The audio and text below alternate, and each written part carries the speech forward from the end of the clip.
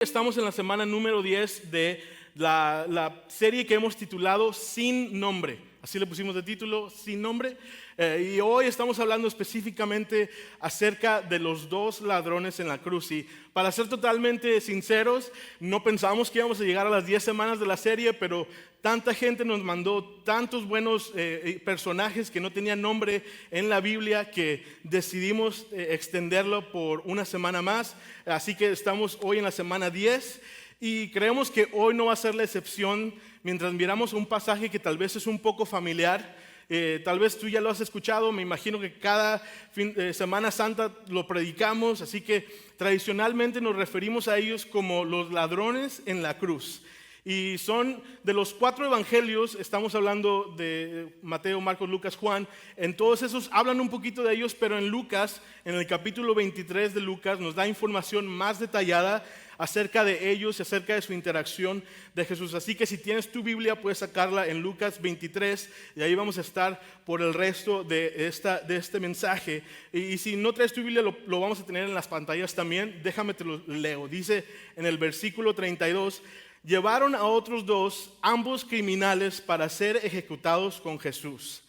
Y cuando llegaron a un lugar llamado La Calavera, lo clavaron en la cruz y a los criminales también, uno a su derecha y otro a su izquierda.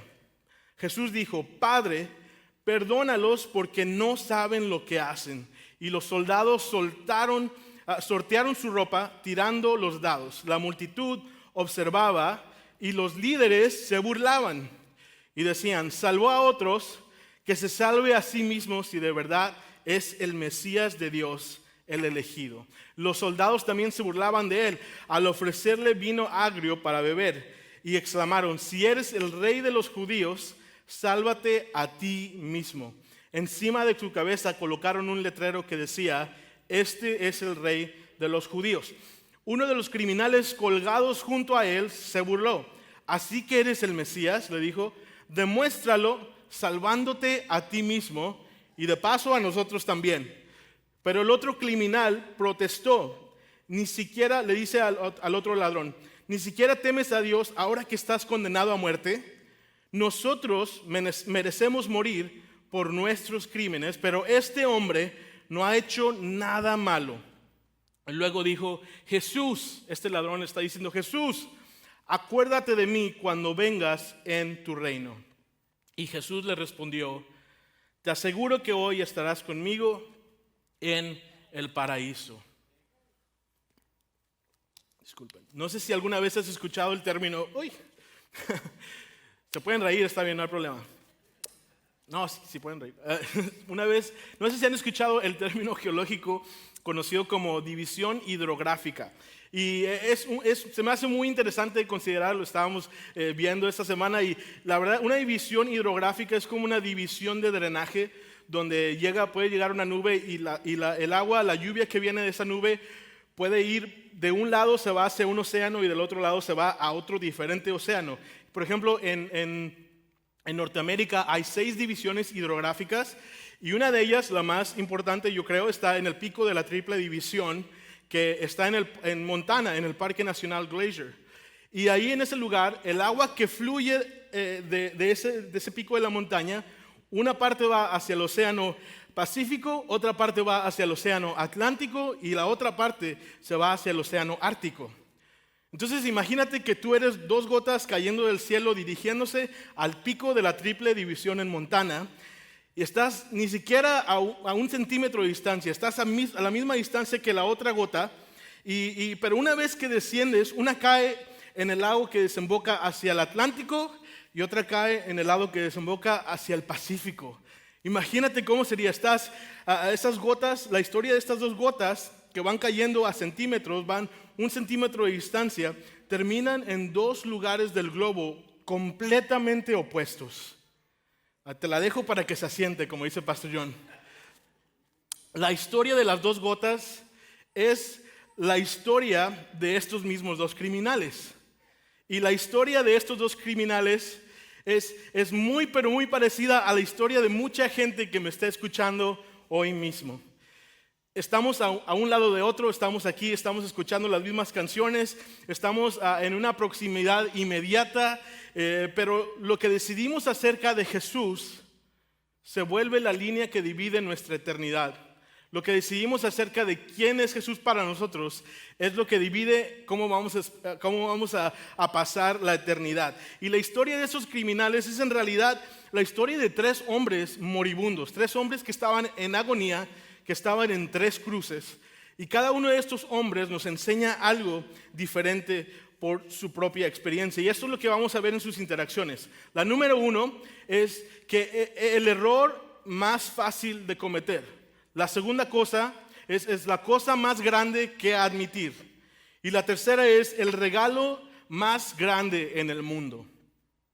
Entonces, si vemos a este primer hombre agonizante del cual hablaremos, que es el primer ladrón, y es el primer ladrón que habla, y él nos enseña el error más fácil de cometer. Y esto es lo que él dice. En el versículo 39 dice: uno de los criminales colgados junto a él se burló. Así que eres el Mesías, le preguntó a Jesús. Demuéstralo salvándote a ti mismo y a nosotros también. Este hombre estaba al lado de Jesús, pero claramente no entendía el significado de lo que Jesús estaba haciendo en ese mismo momento. No entendía la muerte de Jesús. Ese es el error más fácil de cometer, no entender qué significa que Jesús haya muerto por nosotros. Permíteme desafiarte solamente por este pasaje. Y es que no quiero que denigres a ese ladrón.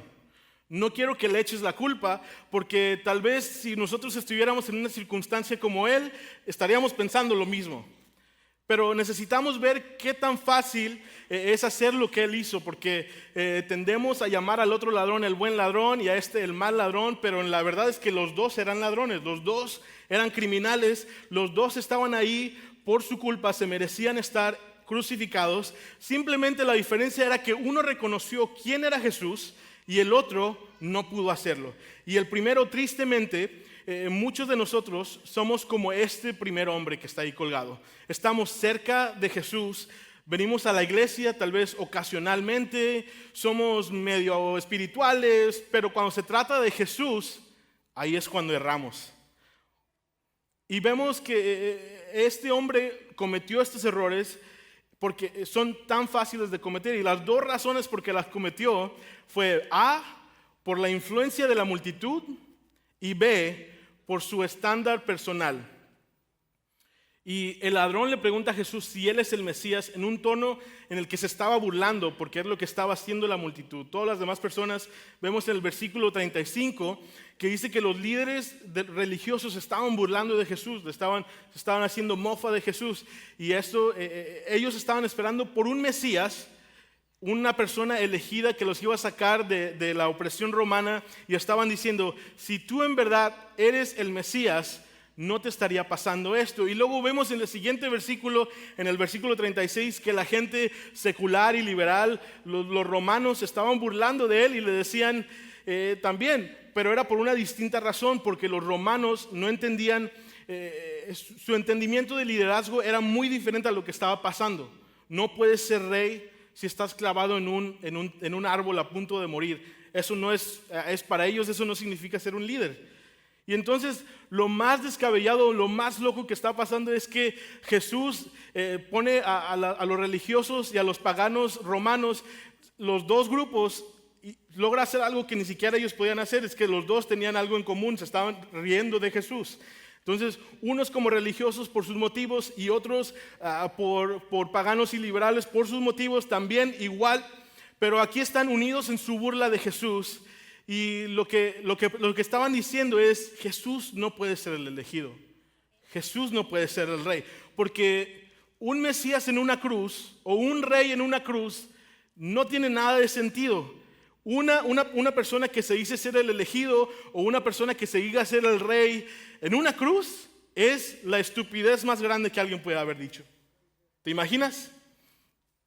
Lo más increíble es que 2000 años después de que pasó este suceso, nada ha cambiado.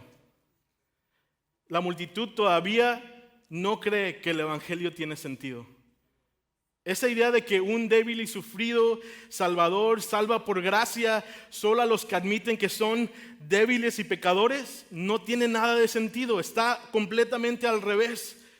Es por eso que la cruz a muchos les resulta una tontería. Entonces vemos que el ladrón se deja llevar por el flujo de la cultura, se deja llevar por lo que está diciendo la gente, se burla de Jesús porque le parece lo socialmente aceptable. Y entonces está siguiendo a la multitud. Pero ¿ves qué fácil es perderse a Jesús cuando te dejas llevar por la multitud? Todo lo que tienes que hacer es ir con el flujo social, decir lo que todos los demás dicen. Y no hay cultura, ni hay partido político, tampoco hay grupo socioeconómico en donde la cruz tenga totalmente sentido. Déjame te lo digo de nuevo, no hay cultura, ni partido político o grupo socioeconómico en donde la cruz tenga sentido. A los de izquierda ni a los de derecha. A los de un lado al otro, a los pobres o a los ricos. No tiene nada de sentido la cruz. Y la cruz está haciendo dos declaraciones. Jesús hace dos declaraciones que son totalmente opuestas y que ofenden a todas las personas que escuchan estas declaraciones. Por un lado, nos revela el conflicto entre el pecador y la santidad de Dios. Pero por otro lado, también nos revela la gran y escandalosa gracia de Dios por nosotros. Las personas que son seculares se ofenden cuando le dices que la naturaleza humana es pecaminosa. Y las personas que son tradicional conservadores se ofenden cuando le dices que los ladrones y las prostitutas y los adictos y todas esas personas que no han tenido una buena moral pueden ser salvados y perdonados por la gracia de Dios. O sea, para todos hay. Entonces, por eso es que la gente dice que la cruz es una tontería, porque no les tiene sentido, no cabe en las cajas que ellos tienen, que le hacen sentido en su cerebro. Pero si te vas con el flujo cultural, entonces te pierdes de quién en verdad Jesús es. Y ese es el error más fácil de cometer. Pero también vemos que este ladrón no nada más cerró en irse con el flujo social, se fue con la multitud, pero también vemos que lo perdió por su propio estándar personal. Y recuerda lo que dijo: si en verdad eres el Mesías, bájame de esta cruz. Si me bajas de esta cruz, entonces te creeré. Si me bajas de esta cruz, entonces te voy a hacer caso. Lo que está haciendo es que pone a Jesús a prueba. Le dice a Jesús: si eres quien tú dices que eres, vas a hacer esto por mí. Pero lo que estamos haciendo aquí es que Jesús, lo que estamos viendo aquí es que Jesús, en los 3 años y medio antes de que pasara esto, Él ya había hecho todas estas enseñanzas, había modelado integridad, Él había hecho milagros por todos lados, pero para este ladrón, ninguna de esas cosas que Él había hecho era suficiente para Él. Ninguna de esas cosas le importaban. Todo lo que le importaba era su necesidad personal inmediata. Y la única forma en la mente de este ladrón de que Jesús sea el verdadero Mesías que él decía es si le concedía lo que él estaba pidiendo como su deseo personal. Y probablemente muchos podamos culpar a este ladrón porque lo vemos como, ¿cómo le podrías estar diciendo esto a Jesús? Pero vemos que esto pasa cada día. Sácame de esta y entonces te sirvo. Deja que esto salga en mi favor y entonces te sirvo. Sáname y te creo. Dame los papeles y ahora sí te sirvo. Suena diferente, no le estamos diciendo a Dios que nos baje de la cruz, pero tiene el mismo significado. No puedes ser Dios, no puedes ser real si no te alineas con mis deseos personales. Jesús, tú no puedes ser real si no me haces este favor que te estoy pidiendo. Si tú no te alineas con lo que yo quiero, con mis preferencias, entonces no te voy a creer. Y hoy en día es tan fácil perdernos a Jesús porque no creeremos un Dios. Lo que en realidad queremos, lo que a mí me vendría a la mano sería un asistente personal con poderes divinos, ¿no? Un asistente personal que pudiera ser omnipresente, omnipotente y que sea como un genio. Cuando yo le diga qué quiero que haga, Él lo hace. Pero necesitamos que sea todopoderoso y omnipotente, pero no queremos que esté en control. No puede ser más inteligente que nosotros, porque entonces no va a ser lo que nosotros queremos. Y si este es el estándar con el que te acercas tú a Dios, te estás preparando para un fracaso, mi hermano. Porque cuando en tus propias circunstancias, si le dices, bájame de esta cruz, cualquiera que sea tu cruz, y te creo, entonces nunca sabrás o entenderás quién en realidad es Dios para ti en tu vida. Porque para tener un Dios que es omnipotente, para tener un Dios que es todopoderoso, tiene que saber Él más acerca de tu vida que tú mismo. Tiene que saber qué te conviene más de lo que tú sabes que te conviene. ¿Ves qué tan fácil es perdernos a Jesús?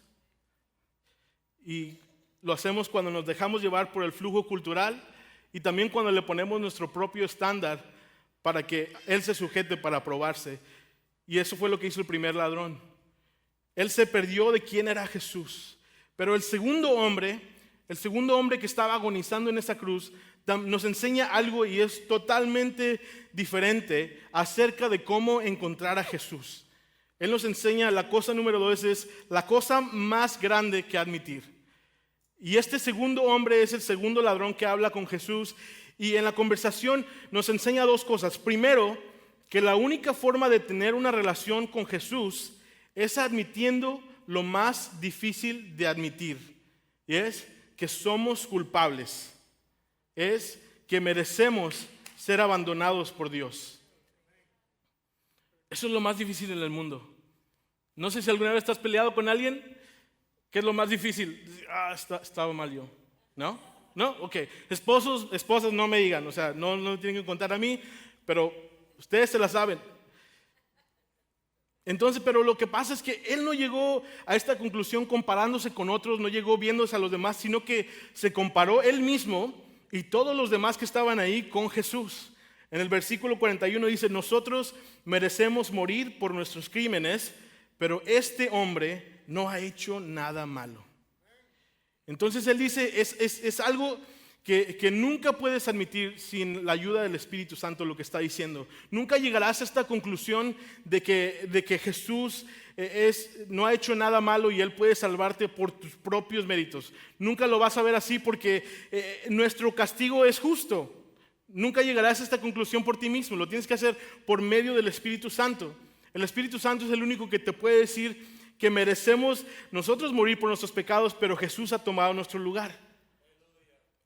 Es lo más difícil de admitir, aún así es absolutamente necesario.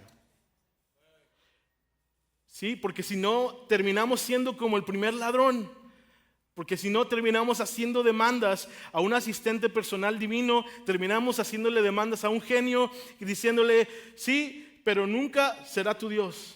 Será tu asistente personal divino, pero nunca lo vas a ver como tu Señor y tu Salvador. Y entonces lo que vemos es que el segundo hombre no hace demandas. La única cosa que el segundo hombre es, pide misericordia. En el versículo 42 dice, Jesús, acuérdate de mí cuando vengas en tu reino. Uno demanda y el otro pide misericordia. Uno es cambiado y el otro no.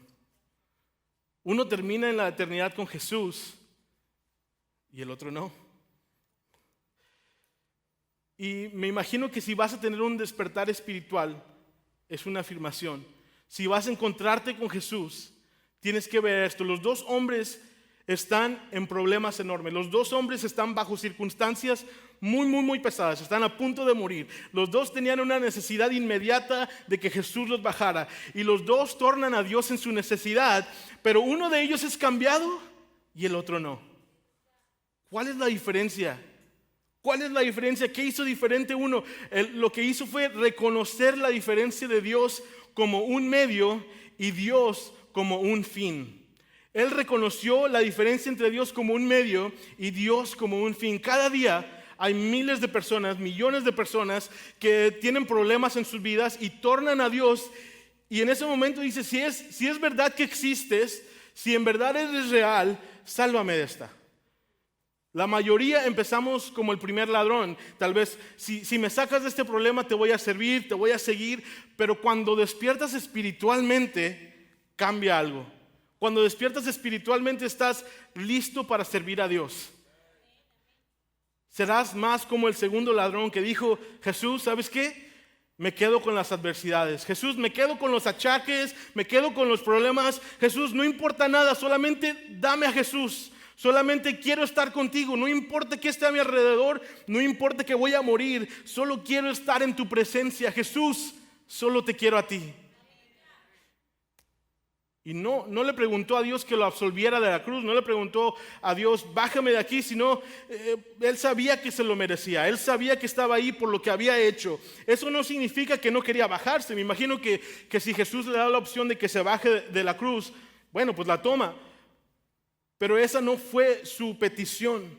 No estaba tratando de hacer una transacción con Dios, no estaba tratando de decirle: si me ofrezco tu vida, me bajas de aquí, sino que Jesús no vio a Jesús como un genio o un asistente personal, sino más bien que vio que Jesús era a quien él quería. Y mientras estábamos estudiando para este mensaje, una de las cosas que fue bien redarguyente, que me trajo así como que, wow, ¿cuántas veces no hacemos esto?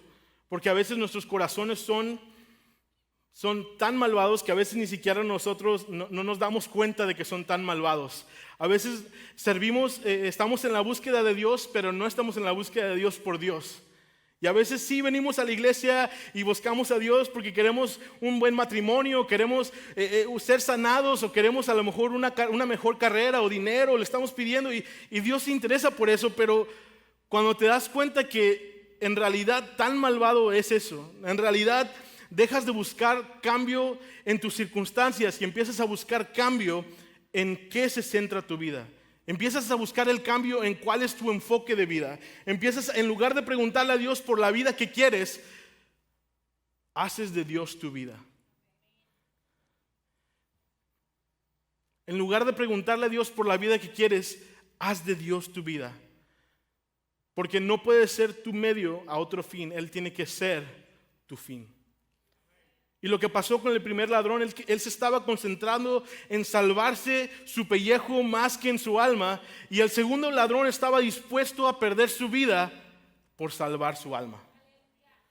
Jesús, me quedo con las circunstancias. Jesús, me quedo con los problemas. Solamente quiero estar contigo. Jesús, no importa cuáles sean mis problemas, no importa que esté en una cruz a punto de morir, quiero estar contigo. Quiero que lo que sigue para mí sea estar en tu presencia. Y el primer hombre nos enseñó cómo perdernos a Jesús. El segundo nos enseñó lo más difícil de aceptar. Pero el tercer hombre, hay un tercer hombre en esta historia. Y el tercer hombre nos enseñó el regalo más grande en el mundo. Cuando vemos a la respuesta de Jesús que le da al humilde y arrepentido ladrón, le dice: Jesús, acuérdate de mí cuando vengas en tu reino. Muchas veces lo que hacemos es enfocarnos en la última parte de la frase. Jesús le respondió: te aseguro que hoy estarás conmigo en el paraíso. Y eso es muy bueno. Jesús lo rescató. Jesús lo va a llevar al cielo. Claro que esa es una parte de la promesa, pero no es el objetivo primordial de la promesa. Léelo de nuevo. La parte más significativa es la que dice antes de eso: Jesús respondió: te aseguro que hoy estarás conmigo en el paraíso. La promesa no es tanto al lugar, sino estar con Él. Y eso tiene más significado de lo que te imaginas. Cuando Jesús le promete a este hombre que Él estará con él, es mucho más que una promesa de ir al cielo. Es mucho más que una aseguranza en contra de fuego, ¿no? Es mucho más que eso. Jesús usa este tipo de lenguaje en algunas otras partes del Nuevo Testamento, donde dice que estamos conmigo, estamos en Él. En Juan 17:24 dice: Padre, quiero que los que me diste estén conmigo donde yo estoy. Entonces podrán ver toda la gloria que me diste, porque me amaste aún antes de que comenzara el mundo. En el versículo 23 dice de esta misma oración, antes de eso dice: yo estoy en ellos y tú estás en mí. Que gocen de una unidad tan perfecta, que el mundo sepa que tú me enviaste y que los amas tanto como me amas a mí. ¿Te das cuenta de la oración? Dice, Padre, quiero que estén en mí, quiero que vean mi gloria, quiero que los ames tanto como tú me amas a mí. Y eso es lo que significa estar en Jesús. Que el Padre te vea como Él lo ve a Jesús. Que el Padre te ame como a su Hijo. Ahora también escucha lo que dice Pablo en Efesios 2, capítulo 4 al versículo 6. Pero Dios es tan rico en misericordia y nos amó tanto que a pesar de que estábamos muertos por causa de nuestros pecados, nos dio vida cuando levantó a Cristo de los muertos. Es solo por la gracia de Dios que ustedes han sido salvados, pues nos levantó de los muertos junto con Cristo y nos sentó con Él en los lugares celestiales porque estamos unidos a Cristo Jesús. Pero espérame, dice, ¿por qué dice que nos sentó? ¿Eso no está en pasado? Dice, nos levantó de la muerte. Eso es entendible, lo entendemos. Jesús nos levantó de la muerte. Pero ¿por qué dice que ya nos sentó? No hemos llegado al cielo todavía. Eso está en pasado. ¿No debería decir que nos va a sentar? Creo que a veces no entendemos completamente la complejidad de lo que significa estar en Él. Cuando Pablo dice que nos sentó con Él, Él dice que nos dio posición como hijo e hija para pararte en su lugar. Y nos podemos parar enfrente del Padre porque estamos con Jesús. Cuando Jesús le hace esta promesa al ladrón que está arrepentido y le dice que estará con Él, Él está diciendo, he venido a tomar tu lugar para que tú puedas pararte en el mío. Estoy aquí recibiendo el castigo que tú mereces para que tú puedas caminar en la gloria que yo merezco.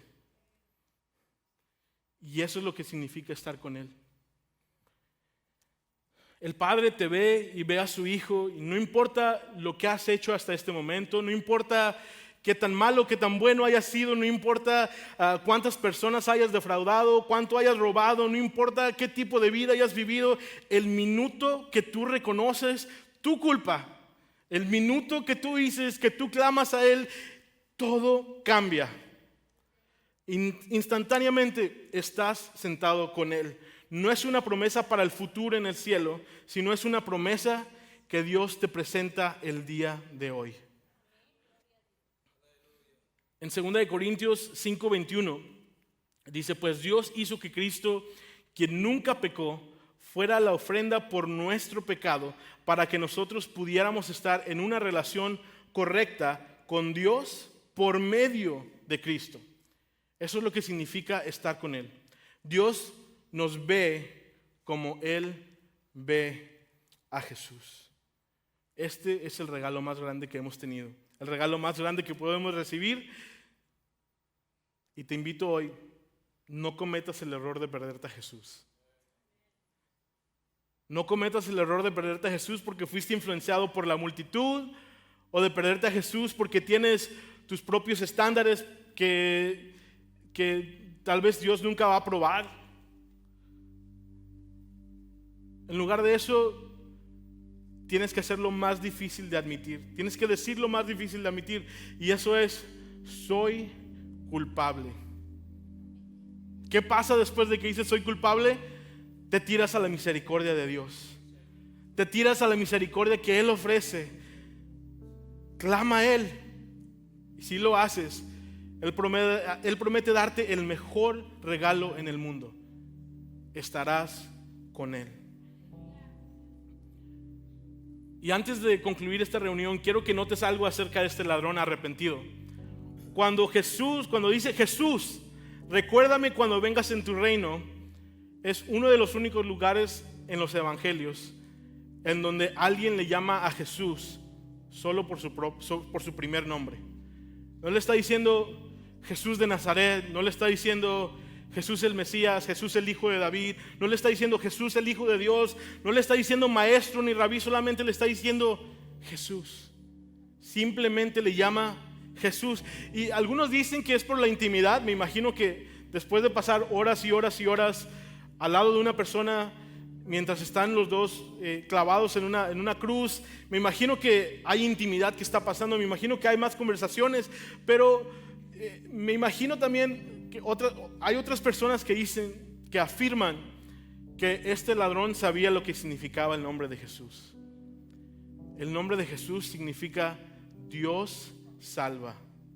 Le dijo: Dios salva, recuérdame cuando vengas en tu reino. Dios salva, recuérdame cuando vengas en tu reino. Clamó este nombre intencionalmente. Para este hombre en agonía, su profesión de fe fue simplemente susurrar, decirle Jesús, solamente llamarle a Jesús por su nombre. A veces todo lo que tienes que hacer es decir el nombre de Jesús, y el simple hecho de susurrar su nombre en tus labios cuenta como un grito de misericordia.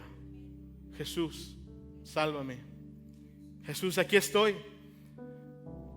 Jesús, como dos gotas separadas por la división hidrográfica, como dos gotas. ¿A dónde vas? Hay una decisión para tomar el día de hoy.